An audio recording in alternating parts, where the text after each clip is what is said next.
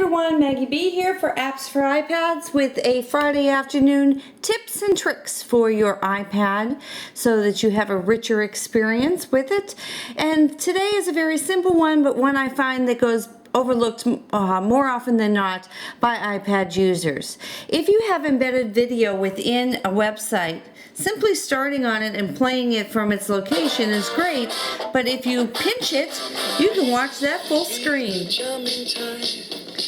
Pinch it again, and it goes back exactly where it was on the web page. This works for all videos. Just pinch it open. Good day everyone, Maggie B for Apps for iPad here with a video review Pinch it of closed. the Disney Toy Story and Princess and the So there you have it. Your Friday afternoon tips and tricks from Apps for iPads. This is Maggie B. See you on the website soon, and we'll talk to you tomorrow.